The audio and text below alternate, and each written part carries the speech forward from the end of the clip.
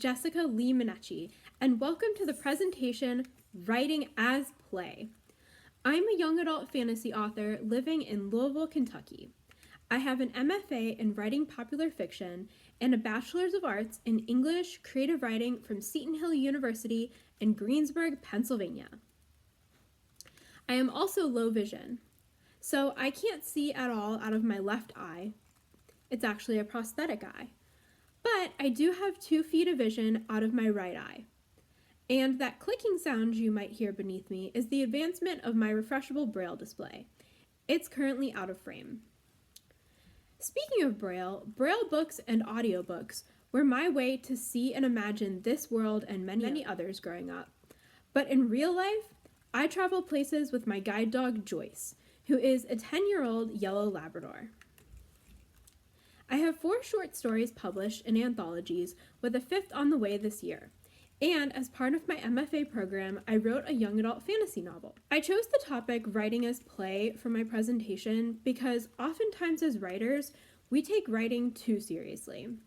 The saying goes that if you want to be a writer, treat it like your day job. Get those words written, get published in an anthology, or work hard to get an agent and get traditionally published, or, if you wish, self-publish. Make a social media account and website.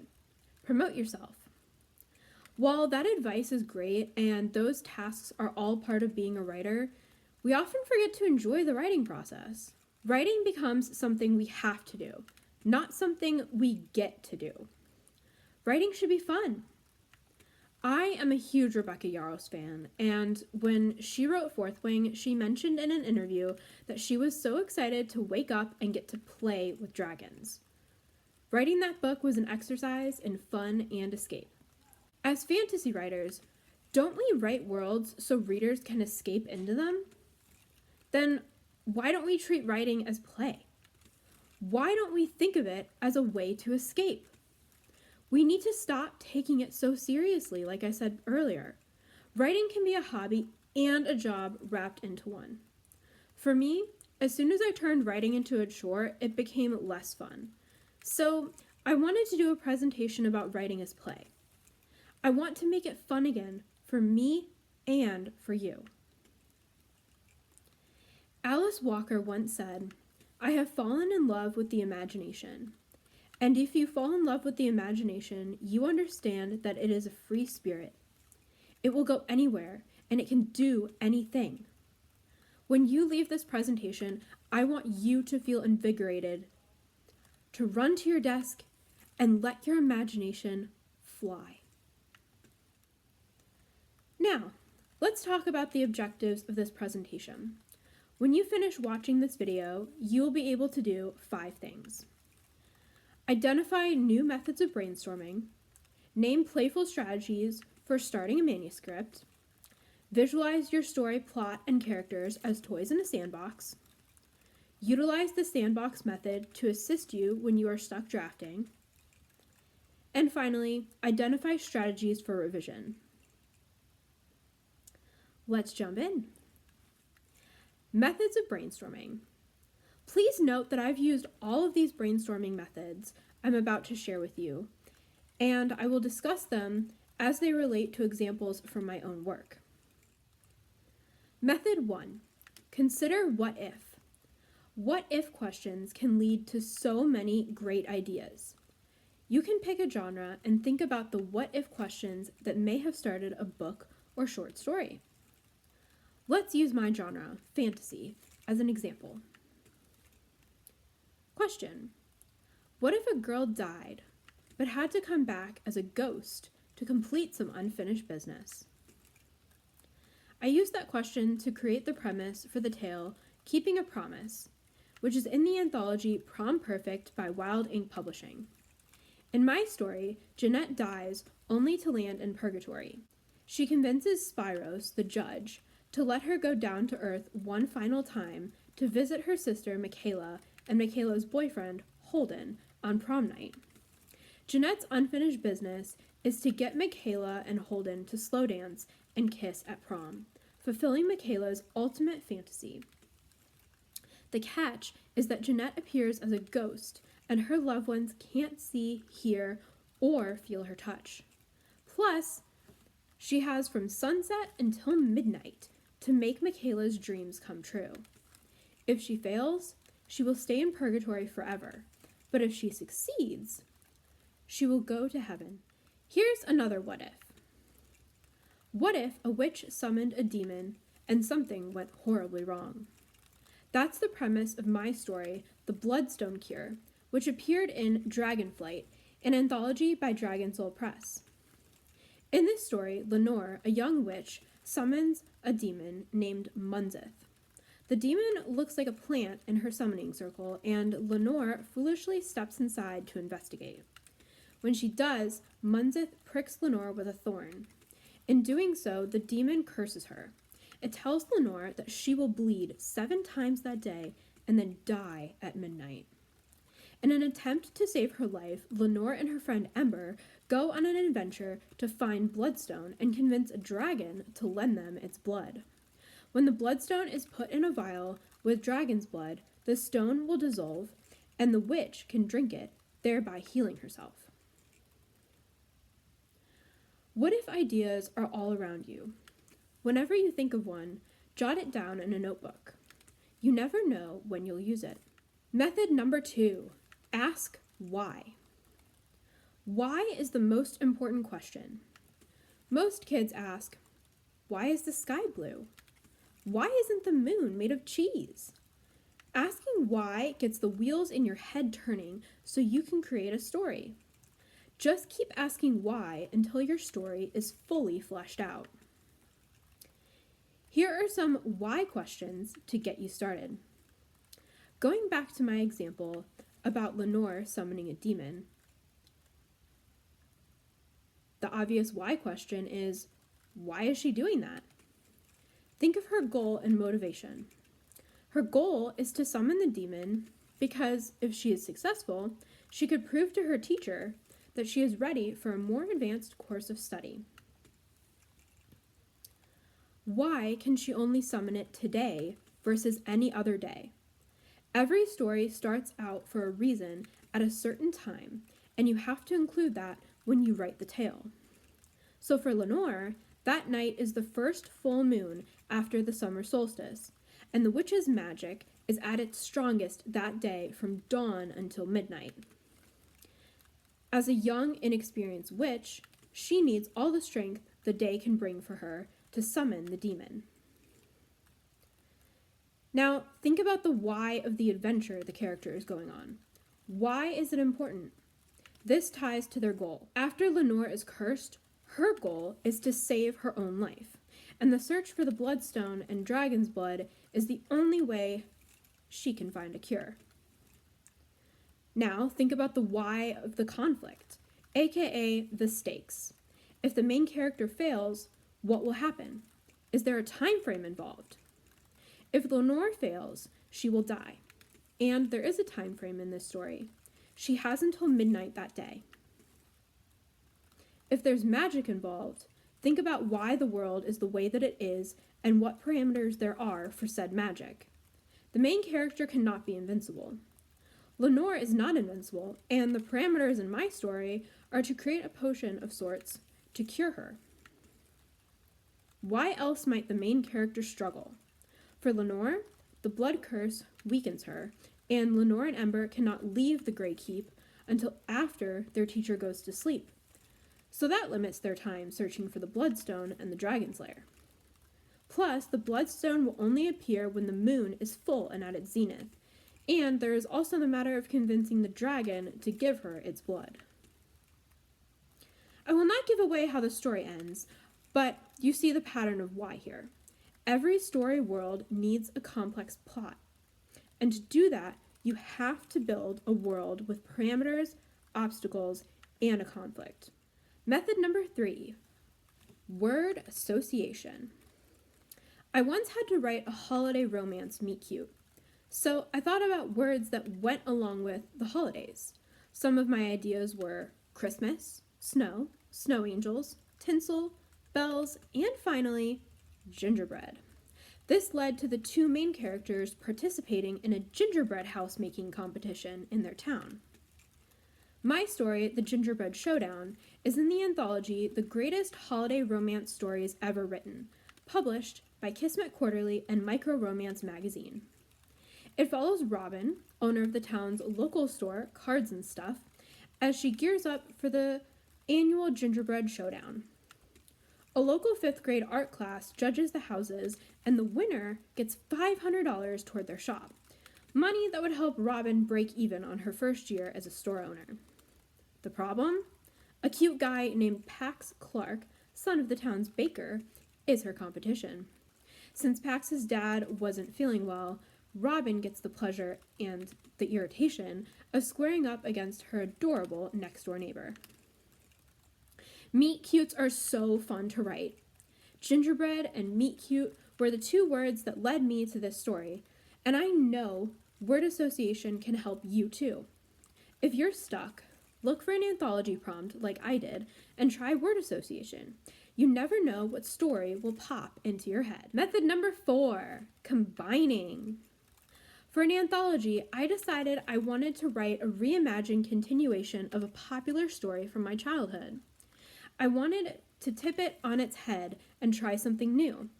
I chose The Princess and the Pea. In the tale, the protagonist wins her place as a kingdom's princess by discovering a pea hidden underneath several mattresses. Still, I always felt like the protagonist would never be satisfied with her new kingdom, so I thought it would be fun to have her become queen only for her husband to make her feel inferior. I associated peas with pea soup and decided it would be a fun twist for her to make soup only to transform her husband into a pea forever. I then associated Cinderella with the name Drizella and figured it would be the perfect name for a queen who was also secretly a witch able to exact revenge on her husband. Drizella's story was also upgraded from The Princess and the Pea to The Queen and the Soup. You can find it in Dragon Soul Press's anthology, Poisons and Potions. When thinking about combinations, I already had one with peas and soup, but what else could I do? I decided each of the ingredients of the soup should nod to other fairy tales. So, along with the pea, Drizella gets a rose from Beauty and the Beast, some fur from a wolf, which pays homage to Little Red Riding Hood, some candy from the witch's house in Hansel and Gretel, a poison apple from Snow White, a bean from the beanstalk in Jack and the Beanstalk, and water from a wishing well for the soup's base, which is symbolic of fairy tales. By combining all these ingredients together, the soup becomes a magical potion of sorts. This exercise was fun because I knew readers would recognize where the ingredients came from, and it added to Drizella's evil adventure. Consider figuring out what types of combinations you can add to your stories. Finally, method number 5, pull from real-world experiences.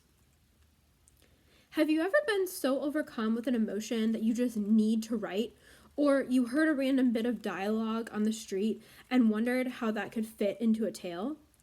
Maybe something major happened in your life. For me, the big emotion was grief. I lost my grandmother in the spring of 2023 while I was in graduate school getting my MFA. To help me cope, I wrote a short story called Memory Lane, which is being published this year in the anthology Tread Lightly, Speak Gently by Wilding Publishing. The anthology focuses on death and grief, and when the submission call opened, I knew the story would fit. My tale began with a question of, what if you could visit memory lane? What memory would you see? If it were me, I'd go back to see Grandma Jan. In my story, the main character, Zara, graduates high school and is still grieving her gran. After looking at a selfie of her and Gran taken on Zara's birthday, Zara is transported back to that celebration, which also happens to be the last time she saw Gran alive.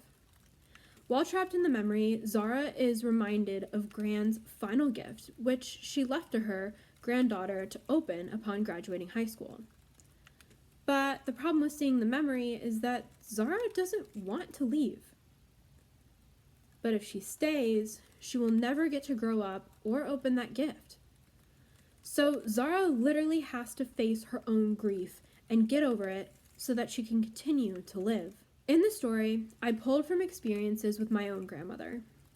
Zara's birthday month and song, favorite flavor of ice cream cake, and dream to become a nurse were inspired by Grandma Jan, who was an IV therapist. Grandma Jan was also a Christian, specifically a Roman Catholic.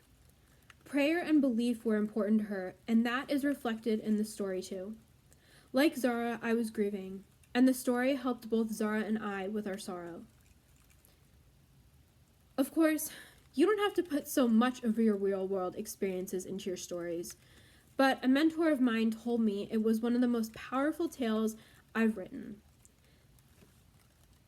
The advice of writing what you know really does work. Let's talk about how to start a manuscript you finish brainstorming. Whether you outline your scenes or are a pantser, here's how I get motivated to turn a blank page into one full of words. First, enthusiasm. Be enthusiastic about your characters or subject matter. If you aren't excited about what you are writing, then you won't be able to compose your work as easily. Consider hyping yourself up with a writing anthem. Pick your favorite song and picture yourself walking onto a football field or on stage to it. That music will sing through your soul. Get those fingers ready to type or move a pencil across paper. Alternatively, get your blood moving by walking or exercising before you write. Second, positive self-talk.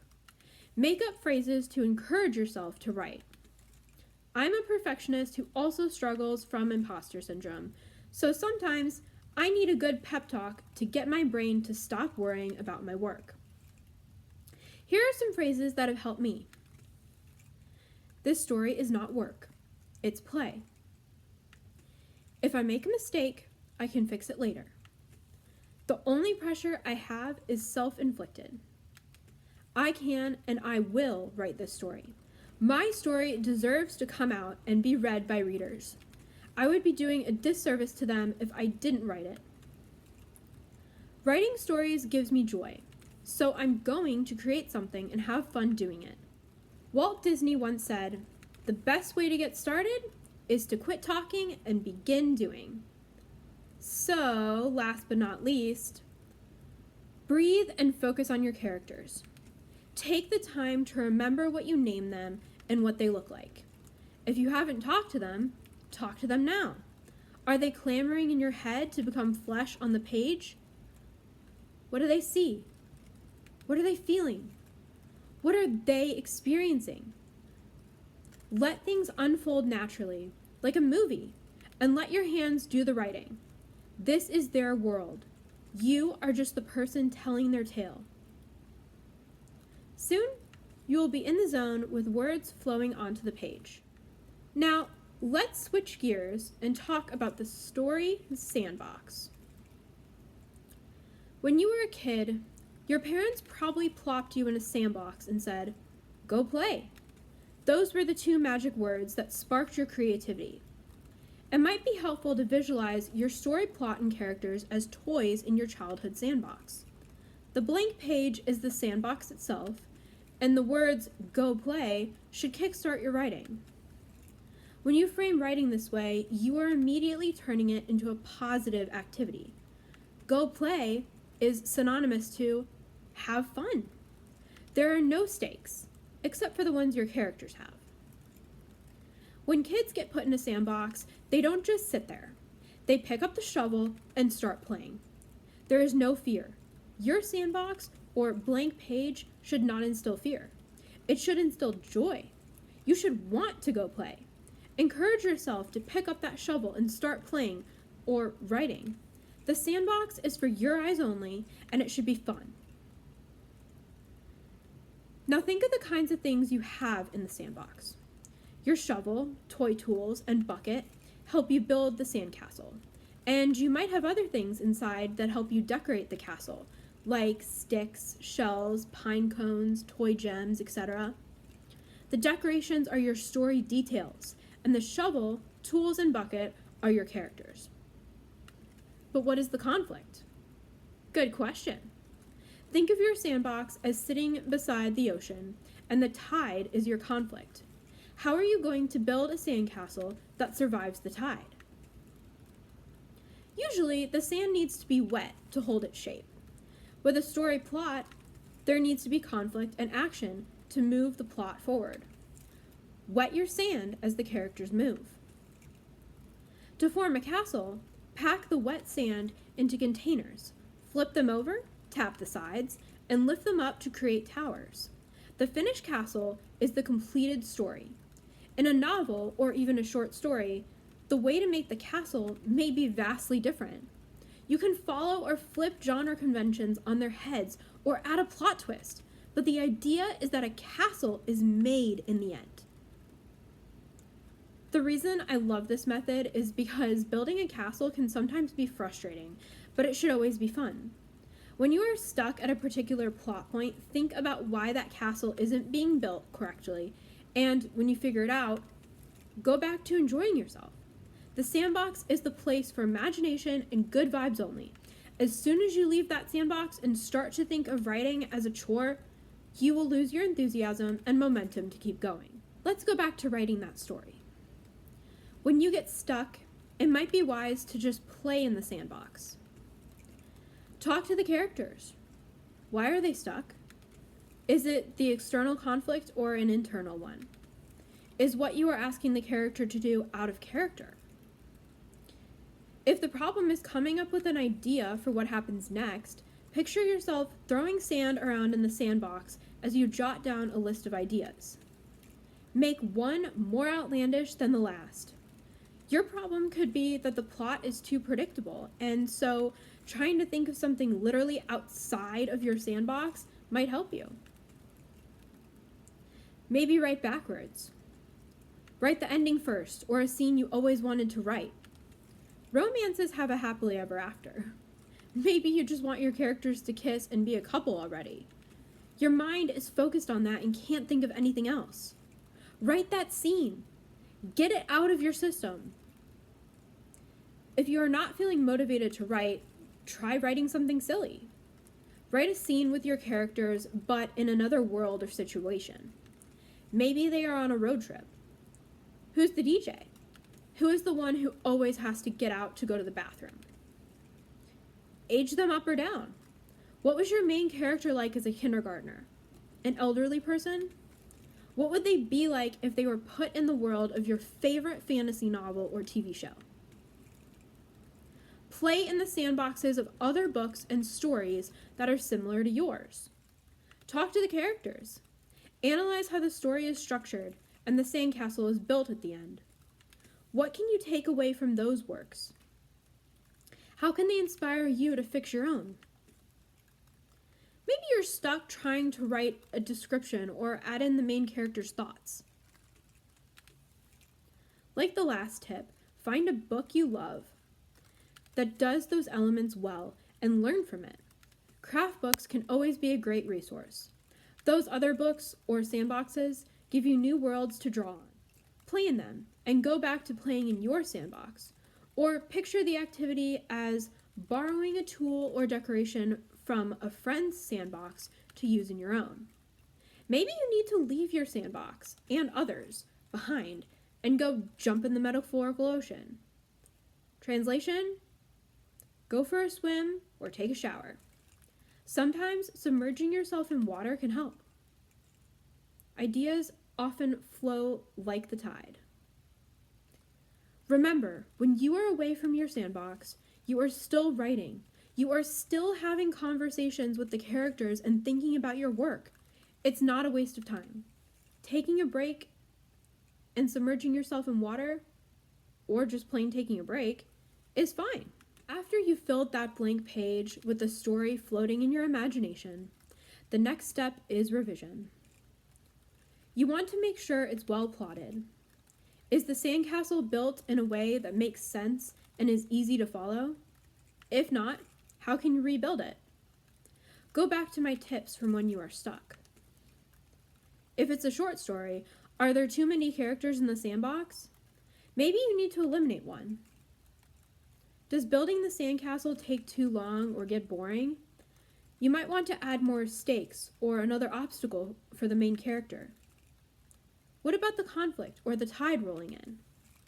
Was it resolved in a satisfactory way?